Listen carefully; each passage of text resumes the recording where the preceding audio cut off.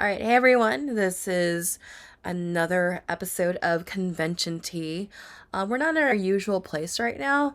It's the holidays and we're still trying to do a little bit of catch up. On today's episode, we're going to talk about Comic-Con Revolution in Ontario, California, not to be confused with Ontario, Canada. Yep. Yeah. This was a smaller event, and we covered this con. Boy, 2018. was it 18? Yeah, 2018. Okay. We did this con once. In Ontario, California, it's again, I believe I mentioned this on the previous stream, but if you haven't seen that one, it's a little bit of a ways away from where we are. It's more towards the Inland Empire.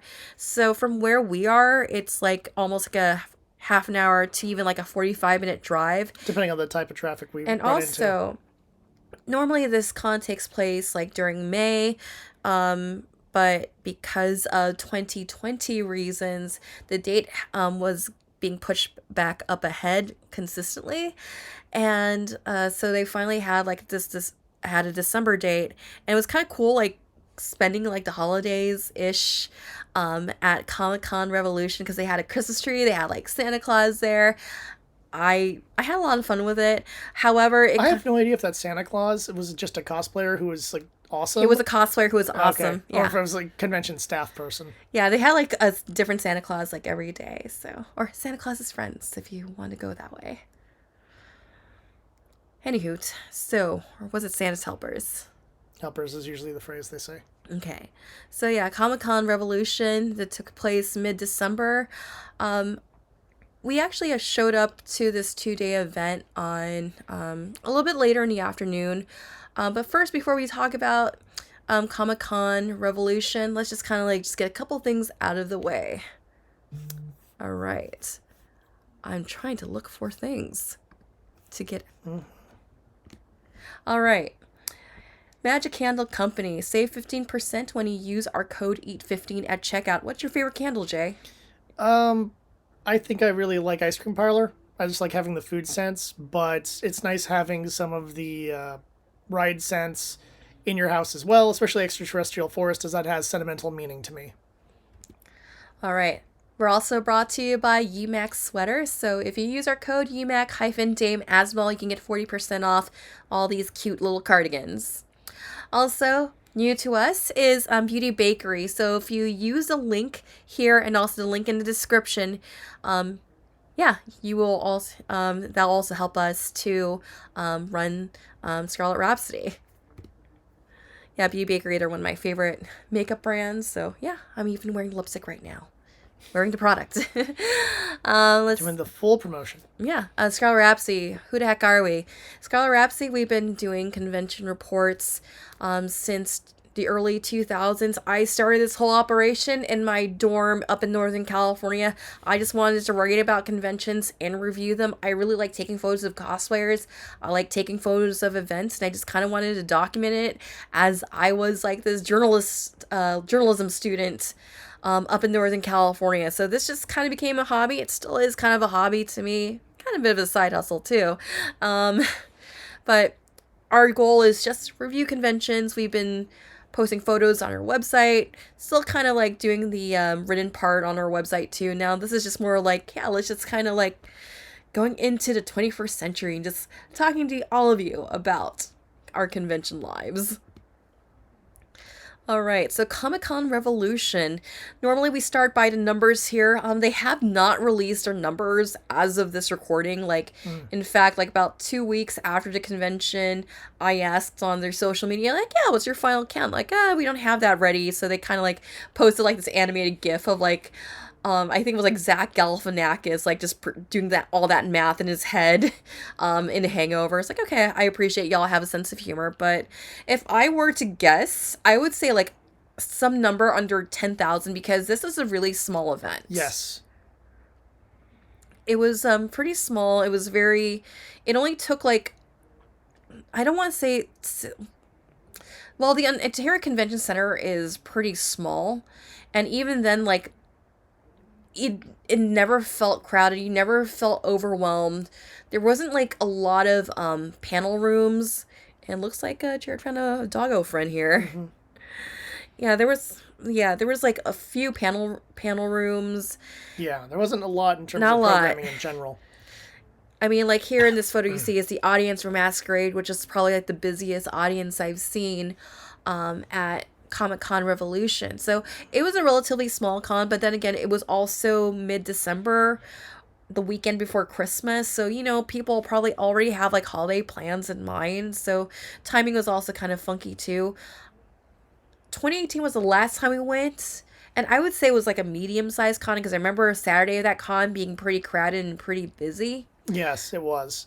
It also was a con that when we went had 3 or 4 panel rooms, and almost every panel room got like filled up. It was And nice. and between our group, we ran 4 panels for Comic Yeah, Con Revolution back in 2018. We wanted to this year, but real life stuff was kind of going on, so we missed out on the deadline. by one day. But it's all right because I still like this con.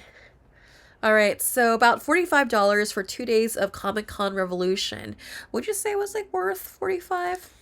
I'm gonna lean towards no. That's on the cheaper end for cons, and I do recognize how expensive cons have become now. But I'd also point out there was like kind of 2 panel rooms that were ever really active. It's like 4 panel rooms, but it was very light in terms of what was being offered. It never felt like there was really much going on in the panel rooms area. The fact that I cut their numbers in half, already there's a sign of like how little programming was really going on. The Nerf room is fun for the kids, and I guess if you're gonna bring some kids to a con, they can run around in Nerf. But like, whoop de do, there wasn't a video game room. I don't think there definitely wasn't a tabletop room. I was looking for one, and I even went to the website to see if I could find information. And the dealer hall was nice. I'll Yeah, go and say that. I really But like walking through the dealer's hall, and we try to make the most of what was offered over there because, like, I like supporting small comic cons. I didn't mind driving out to Ontario, and I did appreciate the small size. Just it was really nice to catch up with friends and to also talk to guests. And there was actually a couple things that we did like about Comic Con Revolution, but I understood that like a lot of these $45 2 day tickets are transferred over from 2020 over to 2021. yep. So I also get that too. So I guess it's really up to you because I really wanted to attend the Timothy Zahn panel, but because of prior commitments, I couldn't. But to me, like attending a panel with Timothy Zahn, that is worth the $45 badge. But that's just The my personal the preference. guest lineup was relatively good, and meeting the guests, the autograph room, it wasn't like, oh, now here's your line of 20,000 people. You wait 15 minutes, you'll be able to see the person, which is great. So if there was someone specific on the guest list you wanted to see, this is a great con to do it at versus some of the monster cons where you're gonna be sitting around for 2.5 hours waiting to meet someone. Yeah, like it didn't even feel like a line con at all. Like a lot of times you can just walk right in to a panel room. I think the longest line I've seen for a guest at this convention was Chris Claremont. But then again, this guy's full of stories, and it was funny because we were talking to Timothy Zahn. It's like, yeah, Chris Claremont. I've been like overhearing his stories. Well, yeah, because he was right next to Timothy Zahn's booth, and he was telling a story I'd heard before, and I'm like, he's telling his end to the X-Men story again. And for those who ever wondered why Wolverine's suddenly getting this like weird love triangle thing with Jean Grey and Scott Summers, it's because Claremont shipped Logan and Jean hard. So while people at Marvel were like, "That's a little weird. Why would they be?" He's like, "No, they would totally." So he was basically telling his end of Marvel story, which ends with the Phoenix and Wolverine being the new Adam and Eve. It's a weird story, and if you ever see him at any con, he will inevitably tell it. I've heard him tell it 3 or 4 times already, and I've seen him at like 3 cons. All right, to Ontario. So we left in the afternoon of Saturday because we had prior morning commitments. Again, just being the holidays and for it being what it is. And there was a lot of cars on the road because we were also dealing with holiday traffic Oh yeah, because the way how the holidays is set up this year is this was the weekend right before Christmas, and Christmas Eve fell on the following Friday and Saturday. So a lot of people were just like using this weekend as their like travel weekend if they needed to drive somewhere, and the roads were pretty congested. So getting to Ontario on Saturday afternoon, that took us about like much longer than we wanted to. Yeah, that wasn't part of the plan. Yeah, we were hoping like, okay, we can get there in half an hour, just take the 60 over to Ontario, we should be fine. But no, my GPS is rerouting us to the 91 to the 15. Like, why are you making me take the 15? And like, apparently it was the fastest route to get to Ontario. And it was very funky just trying to figure out like the parking situation. Like, I nearly missed out on the parking. Mm-hmm. But luckily, we were able to get a spot like close to the exit, and it was actually okay. This kind of just worked out in our favor because we were entering in as some families were already leaving. Because sometimes families, they just go to Comic-Con like when it first opens, do some shopping, and boom, you're already done like a little bit after lunch. So a few spaces opened up for us, and I was like, yay! Parking was $10. Not too much of a problem. That's one of the best parking Yes. prices I've seen outside of free. Yeah, so I mean, it took a while for us to like figure out the parking situation, how to get from the freeway to where to park. Mm-hmm.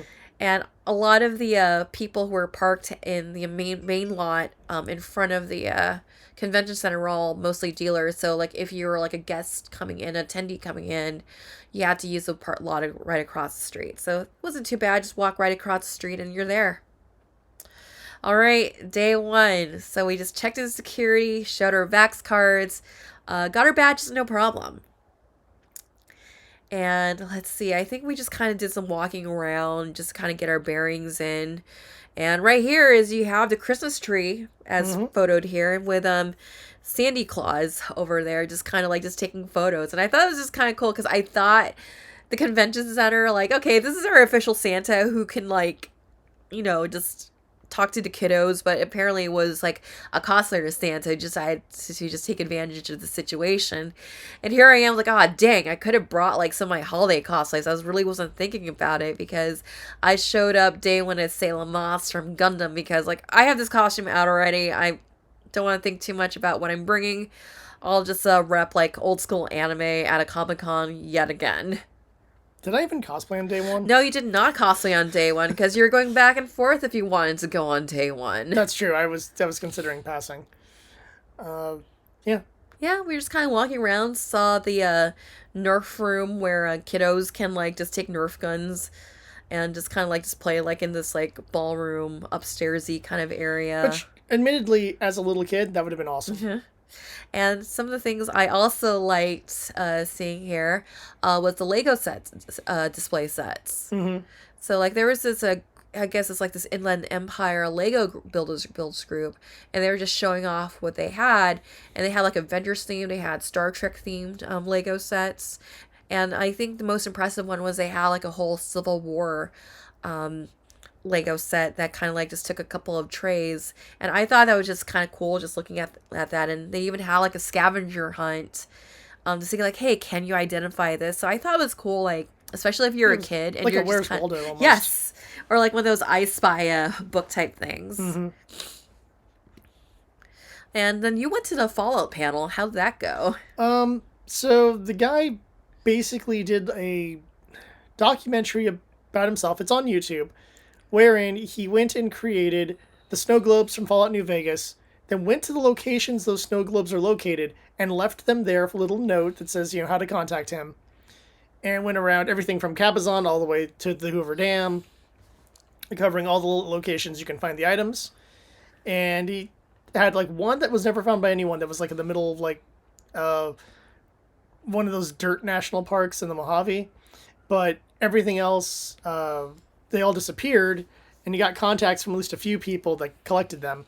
So who knows, maybe some of them were thrown away or some of them were taken by somebody. But it's really interesting hearing his little story and then seeing his whole, film, and then cutting to game footage of going to that area, then back to the film and showing how, like, how well the Obsidian did on making that game.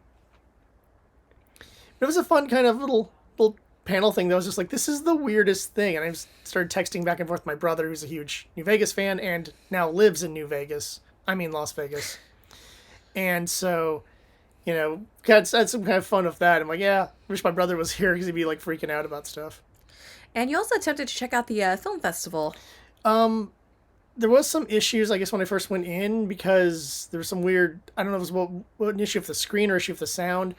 It was the same problem that the Fallout guy had because he was the panel afterwards. He had a little bit of some sound issues early on, and the staff was kind of going in and out of the room trying to fix stuff. So, yeah, the Saturday Film Festival, I'm bummed that I missed out on some stuff, but on the other hand, at least, like, it seems like they got it fixed, and then as soon as someone else came in, it just, like, immediately had the problems again. And on a whim, I decided to just join the cosplay contest. So the contest was hosted by, well, it was ran by Angie Viper. I believe I worked with her when I was working International Sailor Moon Day in LA a couple of years ago. She was one of our cosplay judges. Again, thank you for your service in that. I thought it was pretty well run.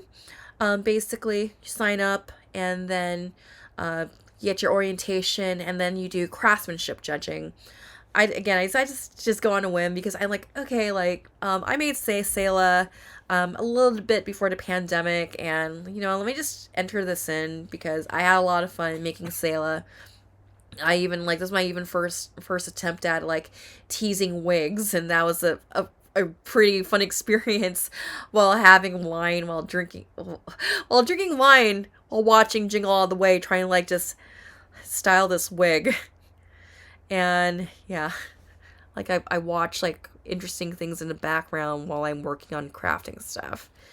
But I thought it was very well run, and it was also kind of cool, like just hanging out with all the other contestants, like in the holding room. Like these are just photos here of like entrance. So yeah, you have like some casting as Nico from Love Live. Like, oh my god, I'm not the only like anime nerd here, especially an idol nerd. And you also have like there was like these I'm not sure what it's from, but they had like just had like this armor kind of thing, and they just wintered as a duo. This is one of the two in the middle here, but I really like their armor work. And then of course Squirrel Girl, because like, oh my god, it's Squirrel Girl. And there was also other amazing entries too. Like they had like the Mac DeLorean. So someone took like a Mandalorian suit, Mm-hmm. and they were like, and they colorized it to look like Ronald McDonald. And I thought that was pretty neat. They had a couple Disney princesses. There was a Gamora, and when she was on stage, she wanted to have music, so she brought her phone on stage and started playing the I Got a Feeling song. Worked on a feeling. Yeah. So yeah, winner, I believe, went to like the Monster Hunter person. As you've seen here, this guy got a lot of ovation. Masquerade was emceed by some guy from Comic Book Men, the Asian one. I'm sorry if I'm really bad with names, and Anamia, and they were pretty good. I really liked their chemistry on stage. So I thought it was kind of cool that I did this. I made a couple new friends along the way, and yeah, I just really miss just being a part of like the cosplay contest experience, and this was generally a positive one for me. Like I didn't place, it's okay, but what I like about it entering cosplay contests is just, maybe it's just some of the friends you've made along the way, and I hope all of you enjoy your photos, because I did take some backstage photos too, because I love all your costumes. All right, day one. Another interesting encounter was I didn't expect anyone to recognize me cosplaying as Sayla from Gundam, but there's these two King of Fighters cosplayers who did. So shout out to both of you. Like, oh my god, like it's a Sayla Moss. Like, yeah, I just happened, this was readily available, and I didn't know what I was gonna wear. It's like, I guess I'll wear Sayla to Comic-Con Revolution. So it's cool talking to them, because they also cosplay from Gundam too. Like I one of them mentioned that they cosplay as Gar. I was like, yeah, like I don't know, it just makes me happy, like just meeting like other Gundam cosplayers, even though they were cosplaying as King of Fighters at the time. Well, there was a part of my life when I was gonna cosplay as Shermie, but yeah, that didn't happen. You'd have been the shortest Shermie. You would have been adorable. I'm like 5'1". I'm not that short. I'm Pocket Fighters Shermie. I'm chibi-fied Shermie. That's what they look like in Pocket Fighters. Yes. They're adorable. Super deformed. Who remembers that phrase? All right, day two. So we left day one, and we had a lot of traffic going back to where we are. Oh yeah, getting home was also a pain. Yes, again, just factoring that holiday traffic. So we decided to strategize and leave a little bit early. for day 2. And we got to Ontario, no problem. Got there and zipped over there in like half an hour, no problem. And we also had a chance to check out some of the Star Cars. Jay, tell us about the Star Cars. So Star Cars showed up at this con as well. It's nice being in Southern California at these kind of comic events because you'll oftentimes see the Star Cars. I know what Kit was there. Shoot, who else was there? The Miami Vice car was there. Vice car was there, yeah. And Herbie the Love Bug. That's the one, yes, because that one was blasting music the entire time. And I was like, what is it? I look over like, oh, and there's a bunch of families getting photos. I'm like, oh yeah, of course, because I'm sure, like, the remake with, I want to say Lindsay Lohan? Yep, Lindsay Lohan. I'm more familiar with OG Herbie. I am too, but I'm fairly certain, like, kids, I'm sure they have both, and probably, for sure they have the Lindsay Lohan one on, like, a Disney Plus. They have most of the OG Herbie movies on Disney Plus. I think there's like 3 or 4 of them. I need to, like, and then I catch up on it. I believe the Lindsay Lohan ones was 2. I think there's the original and then, like, the sequel. Mm-hmm. Yeah, so, like, Star Cars are available there. It's, like, just to take pictures with, pose with. And yeah, we decided to cosplay as Fate that day. So I went as Maid Saber, and you went as... I went as Sieg in his basically final form, I guess, for lack of better words. His Grand Order form / Season 2 form. Which is fun because we were both servants from the service industry. As he is a homunculus butler and she is dressed as a maid. Yeah, maid variation from Carnival Phantasm when she decides to work at the cat cafe of Neko Arc people. And then Gilgamesh gives her a hard time. Mm-hmm. Yeah. And gets blown up for his, like... Deservedly so. Deservedly so. Yeah, here's more photos from the Lego booth. So they even had like Star Trek displays here made out of old school Lego pieces, and that was pretty neat to see. Also here on day 2, just running into cosplayers. I know a lot of my friends cosplayed from DC because there was a DC voice actors panel that was going on in the afternoon. Even though I'm talking about DC and there's Spider-Man over there, but like yeah, like. It was really hard to say which was like the dominant fandom because I always talk about dominant fandoms at these events. But I would say there was a lot of DC because of the DC yeah, I do remember seeing a lot of DC Sunday. people. Not a lot of Marvels. Anime was kind of so-so. But I did see like a lot of Demon Slayer. Yeah. Obviously. Like Demon Slayer is just going to be dominant for a while. But I would say, it was cool kind of seeing, like, Chainsaw Man over there. And, like, oh, hey, like, we still got, like, Chucky and Bride of Chucky. A couple horror people showed up, which was nice. Jennifer Tilly's character, I forgot her name. I've never seen the Bride of Chucky movies, but yes. Yeah. I thought it was pretty I forgot she was in those until she was recently being interviewed because she's on the TV series as well. And I was like, oh, I wonder why Jennifer Tilly's being interviewed. And so, when I got involved with the Child's Play thing, and I'm like, oh, right, she's Bride of Chucky. I forgot about that. Because I always know her from, like, her 90s stuff, where she just played, like, the girl in every 90s movie, and I never think of her as, like, what she did as an adult. All right. You mentioned you attempted the film festival again. This time, things worked. I came in for the end of, I don't remember what it was, to be honest. It was the ending of something. I don't think it was the fan films or something like that. I think it was drama or action or something, because it was just, like, maybe it's horror, and people, like, escaped, and they got in a car and, like, drove away, and I was like, okay, that's the end of something. And then I stayed for the sci-fi, and not a lot of competition this time around. I think it was 4 movies. The first one was a father and son are on a space planet, but we would know it as the Forest Preserve, which is my least favorite science fiction thing ever, because you're just walking around in, like, Lake Arrowhead, and you're trying to make it seem like it's a mystical planet. So, yeah. It was fine for what it was. It was very, like, cliche and stock, and I predicted the ending. They had one that was one of those, we need to go into your dreams to deal with your issues and stuff. Things that's trying to be smarter than it actually is. And it was one of those ones where I'm literally watching it going like, her father's the killer. Like, I didn't say it out loud. My brain immediately went, her father's the killer. And then, the end, there's this monster thing. And then the monster turns into a man. And she's like, Dad, why did you do it? And I'm like, oh my gosh. I called it minutes into this. because I've seen that movie before. Like Father and Son Wandering the Forest. I've seen Let's Go Into the Dream Machine, and it's one of your two parents is the horrible killer from your past, usually the dad. They had one that was kind of an interesting, almost Black Mirror type story, where a gal is just kind of like works a kind of a go nowhere job. She's in some sort of future world, and everything is just done via social media. So she ends up using a Tinder type app and hooking up with a guy. Then she gets pregnant, and as soon as she's pregnant, the Computron basically tells everyone she's pregnant. And then because of that, she loses her job because providing children to the great cause of the nation is more important than, her job. But except for the guy, is just like a hookup, so it was one of those kind of mistake things. And I'm not going to spoil that one. That one is actually really good, and it's a nice little talk of social commentary and how social media kind of dominates our lives, especially if it was automated social media, which sounds terrifying to me, because the last thing I need is my computer telling everyone what I'm doing every hour of the day. And I know there's one more, and I don't remember at all what it is. So it must not have been that great if I don't remember it. Did you do any other panels on day 2? Did I? I went to the wrestling one. The wrestling one was pretty cool. It was a bunch of people I'm not familiar with. They were from AEW, I think.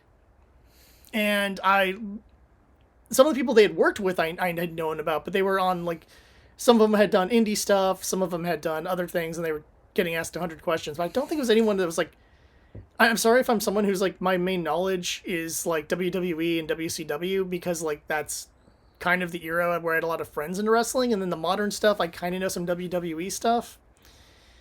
And yeah, so never get me on any of those other ones, but some of the fight matches and stuff they were talking about sounded really cool, and the stuff from like, I've already been told that some of the smaller labels that have shows and stuff on TV are totally worth watching. But it's interesting hearing them talk about wrestling in the age of COVID, where, they're like, oh yeah, we had this great match, but you don't have the audience there. So on the televised version, they'll use like recordings of, audience noise. But when you're there, you want to hear those cheers and stuff. When you pull a heel move, you want to hear some boos. And when you don't have the audience, it's really weird. So we've had these great matches, and I feel like no one's ever seen them because no one was there. And interesting hearing about that kind of stuff, hearing about like some of their injuries and, choices they had to make afterwards, including really, really bad choices where they're like, yeah, no, I'm hurting bad, but I can still do this match. I said I was going to do it, so I'm going to do it, those kind of things. And then, really regretting it afterwards and being out way longer than they would have been otherwise. It was really great. I always love hearing wrestlers talk about the behind the scenes stuff, whether it's just like this one time one of the guys, played a prank where he did this or that. Or one of the guys was talking about how awesome Sting is. And I'm not a huge... you gotta understand, like, when I was watching, you're talking, like, late 90s when Sting was introduced, he was pushed really hard, and I just thought he was stupid. I'm like, oh, it's Makeup Man. And, I always heard someone say that, like, he chose to do his makeup thing because he was a fan of Kiss, which also, like, just degraded him more in my book. I'm like, a trillion ideas for wrestlers, and you're like, I like Kiss, I'll just look like the Kiss. And it's just like, really? And then they're talking about, like, I know a lot of people say he's standoffish or whatever, but he was super nice with me. He gets his own dressing room because he's the most, famous guy on the show. And he's just like, hey, dude, yeah, whatever. You need a place to lay down. I got a couch.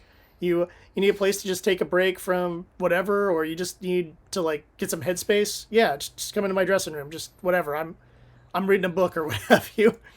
So it was kind of cool hearing that. It made me have a little more appreciation for the guy. I'm sure he's a super cool dude, and he's a good wrestler. He was never in my, like, list of guys I liked because I always thought his gimmick was dumb. Anything else you checked out on Sunday? Those are probably the two biggest highlights for me, to be honest. I'm sure there's something I'm forgetting, and you're going to do, and you're going to say it, and I'm going to go, oh, yeah, I did that too. Oh, yeah, you talked to the G.I. Joe people. Oh, yeah, I did that too. Yeah. That's dealer hall stuff, though. I put dealer hall stuff in its own category. I don't put dealer hall stuff in the same category as going to a panel room. Okay, so day two, I checked out the Kids Can Cosplay panel, and I just basically decided to just kind of show up in for the sake of support, since I'm also part of them too.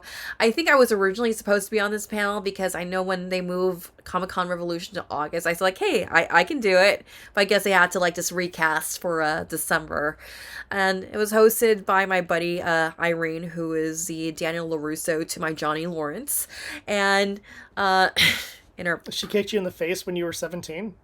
maybe. So Kids Can Cosplay, they were like, they were just talking about like what's it like to be cosplaying and doing charity work like during the pandemic. So they were talking about like virtual sessions that they were doing for kids hospitals. So like, yeah, here's a virtual session with like Elsa or a Disney princess, and they're also talking about like just characters that are usually on in demand. And it was funny because there was like this kid who was like, I'll show a photo of him in a few. There's this kid dressed up as Loki. Had to be like no less than 5 years old. And then he was just trying to like just play with my Excalibur sword because I was cosplaying a saber, and when I'm cosplaying a saber, I always carry around my Excalibur sword if it's a local con. Even though she's a maid. Although technically she does wield it, because that's how she blows up Gilgamesh, obviously. Yeah, 'cause never leave home without it. And then, like, I just tried to keep this kid entertained, so, like, I just got my keys out and just started dangling it in front of it like a cat. So, like, okay, they were, like, amused by it. And then I started to, like, yeah, here's Sharazaku. This is a keychain on my purse. And they were amused by that. I was like, okay, kid, I think you're worthy to just hold Excalibur. And I let this Loki kid hold Excalibur. And then he ran to Asgard and was like, Father, I've brought you a magical sword. You like me the best now, right? Who are you? Oh, the youngest. Right, yeah, sword, nice.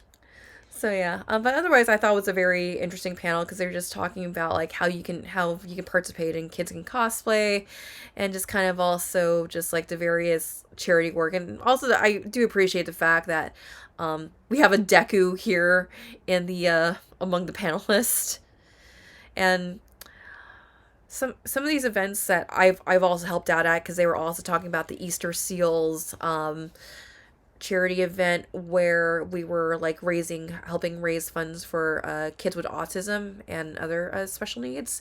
So I think so it was just really just cool just hearing us just talk about all the achievements we've done, even though like we're like in some crazy times. Yeah, here's the Loki kid I was telling you about. It happened to be the son of one of the Kids Can Cosplay moms, and here he is trying to steal like some candy from the booth. On brand. Oh yeah, dealer's hall. So I really like perusing through the dealer's hall. This was an odd dealer's hall. It was very interesting to like just check things out, because one of the most interesting things I saw in the dealer's hall, I didn't have the money for it at the time, was this Playmobil Aston Martin that's official 007 merchandise. I'm like, it has all the knickknacks and all the gimmicks of the Aston Martin in Goldfinger. And I'm like, okay, this is a pretty price, but if I had money, I would just, and space, I would totally own this, because there's not a lot of 007 merchandise that's, aside from my Funko Pops and like some of the rare posters and books I own, but like, I just kind of need more 007 merch in my life. It seems odd that you think there'd be more action figures and stuff like that. Right? And let's see, other interesting things I've seen in dealer's hall. I always like looking at like just some of the old like action figures, like growing up when I was a kid. So one booth had like the 90s Power of the Force action figures. Power of the Weight Room action figures. Power of the Weight Room. They're all buff. Oh, I was thinking like waiting room, like as in like you're waiting with in the your GH. doctor's. Okay. It's just Leia spending all her time doing curls. Yeah, like I had like a totally buffed out Princess Leia, when she's like in the bounty hunter outfit, and then I also had like a Bespin Leia, because I love that Bespin outfit. That's a nice outfit. Yeah, so like just looking at this, I had like a lot of these as a kid, because between my brother and I, like, okay, we can like double up our collection anytime our parents go to Target, because you can get an action figure, I can get an action figure, like we can grow our collection. And yeah, it was just kind of cool just seeing a lot of these old toys. Like the dealer's hall also had your standard like anime decals. Mm-hmm. I finally got a Jean and Lisa from Genshin for my laptop, so I can have all 4 of my Genshin waifus on my MacBook, so that makes me happy. Um, I had fun cosplaying as Saber, and then talking to the Saber Guild, where they were a Star Wars Jedi like cosplay group. And then like I was just holding Excalibur, and then the guy who was running it, they probably don't know what fate is, and that's okay. I don't expect everyone to know what fate is. Mm-hmm. And then they just approached me like, "Would you like to trade your sword for a saber?" I'm like, "Wait, I'm Saber," because my brain is still like still fate brain. Like, trade for saber, what? But I took a selfie with them, so that was fun. Gotta wonder what's going through their heads, because you're just looks like a maid with a big sword, and it's just like, why is there a maid with a big whatever? Let's go talk to her. Although that isn't my dream characters, I've always wanted a berserker class Darth Vader, but that would be pretty awesome, though. Yeah, I just kind of walked around. They had like the swords from Demon Slayer, which I thought about picking up because I did have my car with me, so I can actually store them in my car. And I was like, probably not now. It's not the best time to grab a sword for Shinobu and guy who you want to cosplay as. Mm-hmm. Because we're still on the quest to find places that have plus size Demon Slayer cosplays. Yeah. Well, you have yours. You can grab your sword whenever you want. This is true, but I want to grab the swords at the same time. Oh. Yeah. It's just more convenient to do it. Yes. It's nothing to do with being cutesy. It's just, you're like, it's just faster and easier. Also, day 2, we also made sure that we paid visits to Timothy Zahn. Missed out on his panel on Saturday because it was like one of the first panels on Saturday. So we wanted to just say hi to him at his booth. We took a selfie with him. So just kind of recap, Timothy Zahn is the author of Heir to the Empire, like the OG sequel to the OG trilogy. The only sequel to the OG trilogy. This is true. And Heir to the Empire, the Thrawn trilogy has like meant like a lot to me as a kid, because literally, I know I shouldn't say that, but for real, these books really saved my life in middle school, because I would ditch PE to read those books because like I don't want to be bullied. Like, yeah, these bullies suck. I'll just like go read a book or something. I'd point out that I think most people began with the Thrawn trilogy. That or possibly Shadows of the Empire, depending on kind of when you began reading Star Wars books. Mm-hmm. Yeah, I think my first was Shadows of the Empire because we played the video game, and I think then I just got more and more into like the expanded universe until about high school, when I started getting into like deep into like anime stuff and things, because Evangelion, that was a trip for when you're like 14 years old. But anyway, really cool meeting him. What was your experience? I met Timothy Zahn before. He's a cool dude. We ended up talking a little bit about my writing and about my game design stuff, and he was telling me about his son. He was a professional editor, and I was like, oh, well, that'd be really helpful, because I got into a whole modern publishing doesn't feel like this is good. Modern publishing has its issues, and he and I kind of, briefly talked about that. I'm not going to get into that here, but in the whole point of like, he's like, yeah, self-publishing really is kind of the way to go at this stage. And I was like, yeah, I'm just getting myself, after the rejection and some other issues, it's hard to get myself back into working on a book, but there's one I've been wanting to go back on, tweak a little bit, and then send to a proper editor. And so I have the card for that, and so I don't know, maybe in 2022 I'll have the willpower to do that. Because it's honestly, it's a willpower thing over anything else. It's just me, the sheer amount of like energy and emotion that goes into working on a book is so intense for me that going back into it is like going to a family reunion where there'll be drama. I think that's an adequate simile. All right, we wish you luck on your endeavor, Jay. Thanks. All right, so after meeting Timothy Zahn, convention was already closing up, so we decided to just drive on over to Ontario Mills and just go grab some dinner with a friend of ours. And we had a smoother drive home than the previous night. Oh, yeah. And we were so filled with food. It was just like you had to roll us out of the car. Oh, yeah, it was super delicious. It was literally leaving the restaurant like in cartoon format. Mm-hmm. Just a big lump of ball with like little tiny arm and leg nubs. All right, final thoughts on Comic-Con Revolution. Overall, I really liked this con. The dealer hall, like the last time I went to this con, is actually very impressive and brings in an odd assortment of people. Like, one of the booths was Look at a salsa tasting booth. That was pretty awesome. Which I really lamented not grabbing some of that salsa. Except for the person I was going to give it to decided to piss me off over the holiday weekend, so I guess I feel better not getting it for him. You know, they have a lot of the fan groups there. Like you said, the Saber Guild, they had a G.I. Joe group, which was cool, just talking to the G.I. Joe people. And of course, Kids Can Cosplay was there, and a few others. So I do appreciate those kinds of things that make it a little bit different. Guest lines are relatively short. What hurt this con, in my opinion, is its lack of like a game room, tabletop, or video. In addition to that, the panel lineup was incredibly weak. They still had some technical issues, which, is what I ran into when I was running panels at that con as well. So even over all these years, it still hasn't been improved.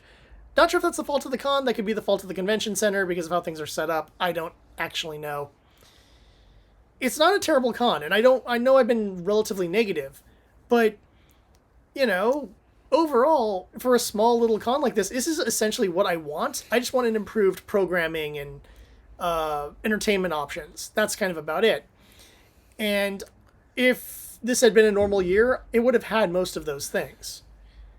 Plus, there's unique things at this con that I never see anywhere else. The Lego fan club and stuff like that was kind of a very different thing.